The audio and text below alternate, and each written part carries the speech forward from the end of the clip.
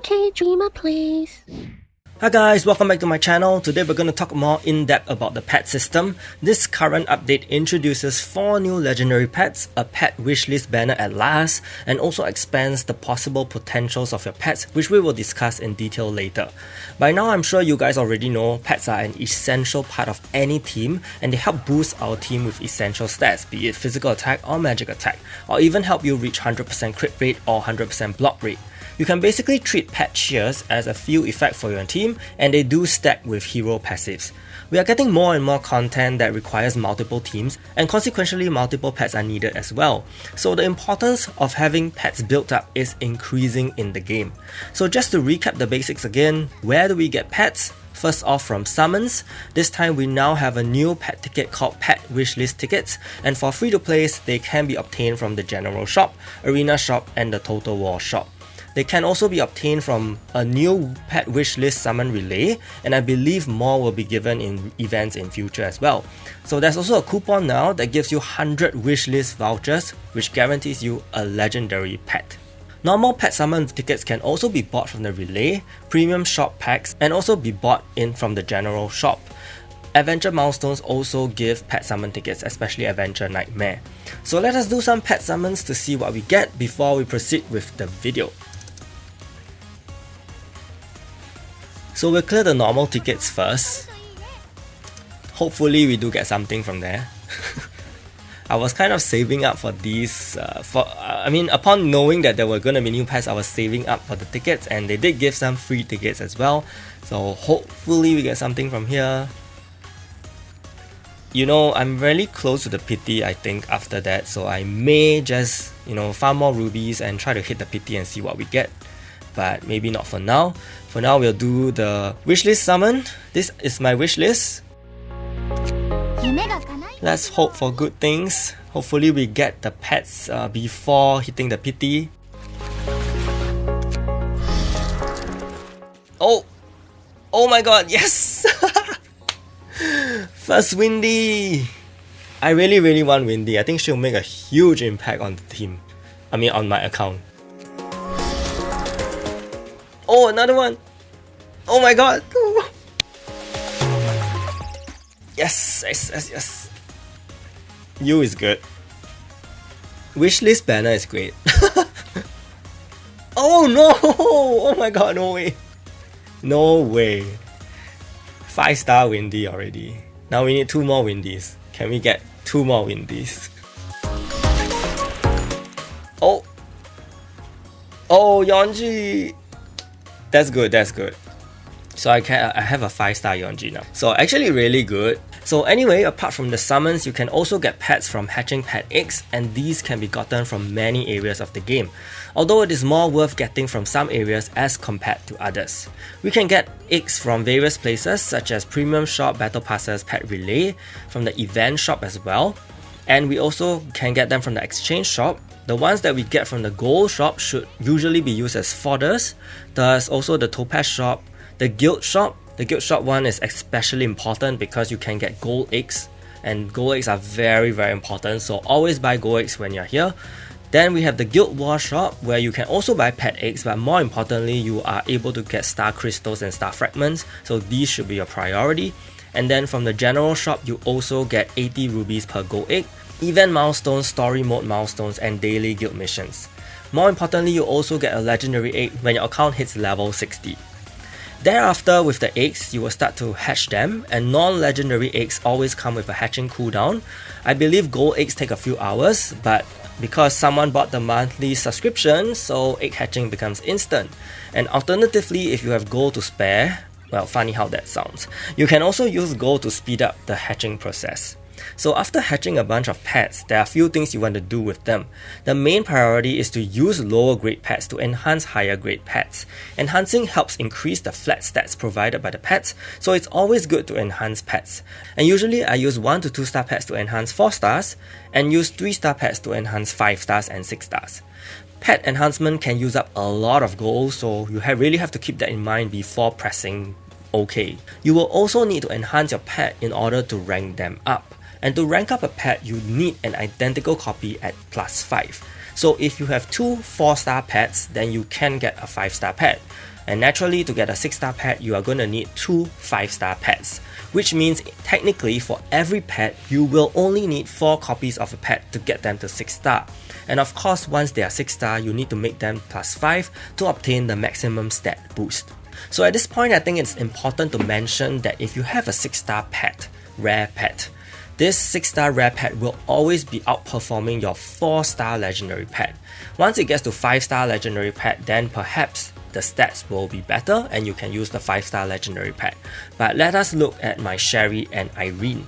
Sherry gives 371 attack while Irene gives 301 attack. Both of them give 17% physical attack, so that's negligible. However, you will realize that my Sherry has 1 level of potential unlocked, and this gives additional bonus stats applied to my team. In this case, my Sherry gives an extra 6% attack, which means even if my Irene is 5-star and gives 19% physical attack, and a little more flat stats, my Sherry still gives more attack percentage overall. And while rare pets can outperform legendary pets in the short run, in the long run your legendary pet will definitely surpass your rare pet, of course, simply because they are capable of having 4 potential slots while rare pets can only have 3 at most. So how can you get these potential slots? You first need to increase the bond of the pet, and to increase the bond of the pet, you will need to feed them star fragments or star crystals. And how can you get these star fragments and star crystals? Basically by releasing your pets. So remember I mentioned you only need 4 copies per pet to get them to 6-star? Any additional duplicate can then be released. Releasing one 4-star rare pet gives you 3 star fragments, and releasing one 4-star legendary pet gives you 3-star crystals. And this reward scales according to the rank of the pet released.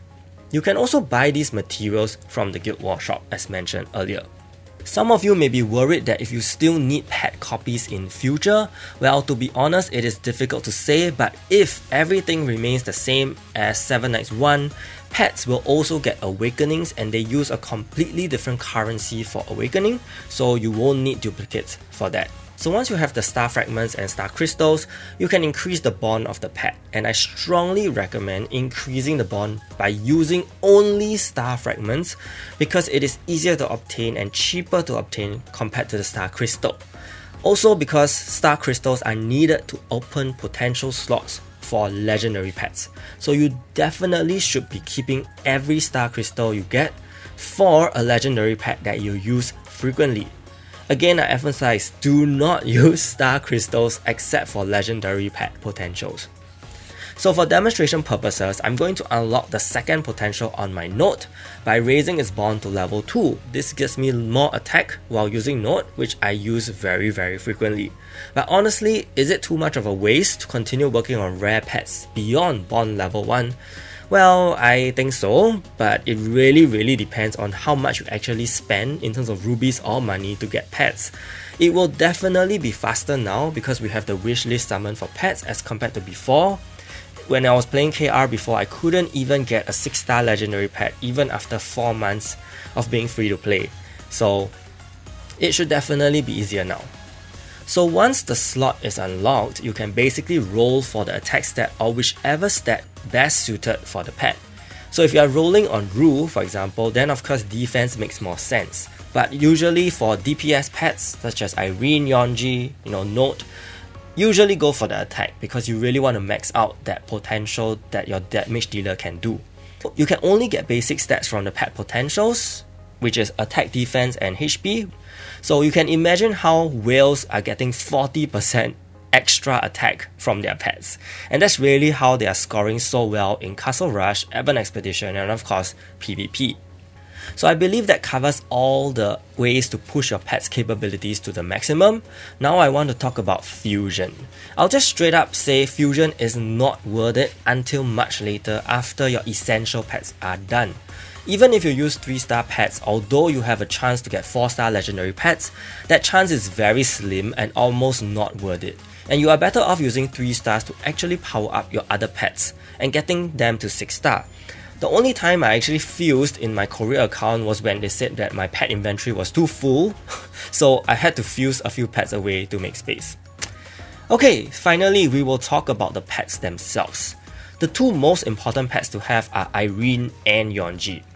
Attack boosting increases damage by a significant amount, maybe because our heroes seldom have attack scaling main stats, and also because damage output directly scales with attack. So having this attack boost by these two pets means a great deal in terms of having higher scores in PvE and also dealing more damage in PvP. It has been tested that attack boost lets you do more damage compared to increasing crit damage. So meanwhile, for newer players, make sure to invest in Sherry and Note for the time being because they will be used in almost every content with your physical and magic teams respectively.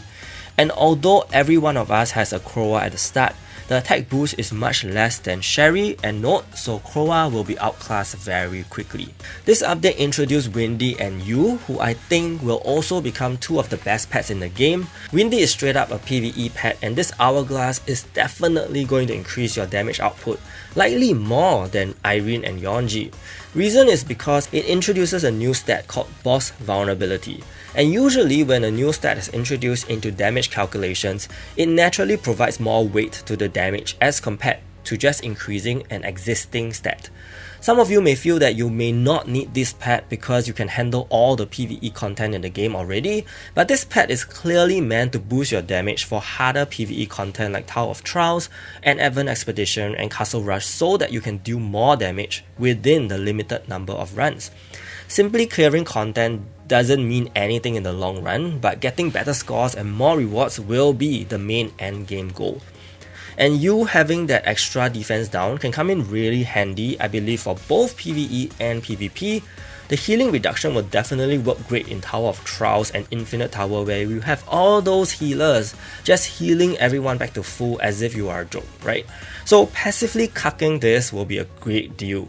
And of course in PvP, as I mentioned in the patch notes video, this can directly counter tank comps since it lowers their two biggest stats that keep them alive. And if you are running a tank team, then perhaps your wishlist is gonna look very different from mine. Pike is one of the top tier tank pets for the tank team because coupled with Lina, you can boost your effect resist to a very high percentage even without having too much effect resist gear. And Rue helps with defense, and Karam, newly added, also adds more damage reduction, which just flat out reduces damage without leaving anything to chance. So it's actually pretty tough ranking these three pets because they all bring something pretty generic like effect resist, defense percentage increase, and damage reduction. But if I really had to choose, I would say that Pike and Karam are the best, followed by Rue because Pike and Karam can let you hit 100% on specific stats like block rate and effect resist, which are more crucial for PvP, whereas Rue having that defense percentage is a little more generic. And for rare pets, Paragon and Halapin fill up that role, so Halapin could be more beneficial early on in PvP to help you achieve that 100% block rate, and that makes a huge difference in the damage you take, as compared to Paragon, which gives generic defense increase. And then we have Rachel and Dillo and their similar group of rare pets being Nina, Little Fang, and Mew Mew. We will need to evaluate these pets based on longevity. In the short run for any player now in a global server, I would say that Dillo is more important over Rachel, but you may say that Rachel has weakness hit rate and damage dealt, so why not Rachel? Well, simply because crit attacks do much more than weakness hit attacks, and Rachel's weakness hit boost is only 9%, so you have to find another way to get about 75 to 80% weakness hit in order to also land weakness hit while also critting in order to get the maximum possible damage. So crit is always more important as a stat in the early game. The ranking will change once newer heroes get released with the ability to increase either their own or their allies' crit rate to a very high percentage. Then we will see more use for Rachel. Our 3 PvE DPSs pretty much already do that. If you hit 100% crit rate for them, then of course Rachel makes more sense. Also, Rachel is likely to have a better effect in PvP because crit rate, even though it's a great stat, can get completely neutralized by high block rate, making Dillo's effect completely useless. So for that reason, it's safer to use a pet that gives generic attack boost like Irene and Yonji again to let you boost your damage output instead. And likewise, the comparison between Nina and Little Fang and Mew Mew, Nina gives you more certainty in letting you deal consistent critical attacks as compared to Little Fang's crit damage buff, and as I mentioned, in terms of damage related stats, attack has a higher impact than the 25% that from Little Fang and 10% damage increase from Mew Mew anyway. Next, we have the CC pets. So currently Murpero definitely stands at number 1 as compared to Kree, simply for having the effect probability boost. I think I don't have to explain too much for this. Nikki is the cheaper counterpart for either of them, but I wouldn't exactly invest in Nikki at all because in most of these team comps, you don't really just run CC effects, you also need damage. Only pure death teams will run pure CC. But death teams are non-existent in PvP, so Nikki is definitely not a great pet to work on at all. And lastly, we have the Adventure pets, also known as the most long-lasting pets in the entire game. I would definitely rank Airy and Mole as the top Adventure pets. Many of you have feedback to me that you are running out of fodder when farming, so Airy is most likely the one you will need. And Mole helps to increase equipment drop rates, which isn't great for normal adventure, but in Nightmare Adventure, accessory drop rates are also boosted by Mole, hence his rise in the ranking. And while gold is very important, Mick sadly fails to earn a spot since we only have 1 to 2 pets that we can put. Take note that Mick doesn't even work in event stage because that's not adventure, in case you were thinking of that. Mick and Mole also have rare counterparts being Mimic and Do, and naturally I will rank them in the same way. These pets however, these adventure pets however, I believe should come in second to using a pet that ensures you have a 100% clear rate when doing ruby farming. For example, Nina helps your farming hero achieve 100% crit rate and helps your team do more consistent damage. The second example is where you use a farming pet but you do not have enough crit rate to kill consistently, leading to potential failed runs. And every failed run is actually a deduction in 1 key. And since keys are rubies in that sense, you really want to prioritize having a more stable clear compared to using a pet that doesn't give you that stable run and in the end cause you to lose out in terms of rubies. So if you want to use a farming pet, just make sure that your farmer can consistently clear the stage without using an offensive pet. So this will be the tier list I have for the pets now. They is also available on my sheet for your reference, so do check that out. And that's all for the pet video. I hope it helped, but before we end, I have a little surprise. This has been found in the files, wink wink, and if you know whose pet that is, we could be getting this pet, 1 to 2 months from now. I have no idea. So let me know what you guys think about pets. Feel free to leave your thoughts in the comments below. If you found this video helpful, do give it a like and subscribe to the channel. Stay tuned for more videos. Thank you so much and see you.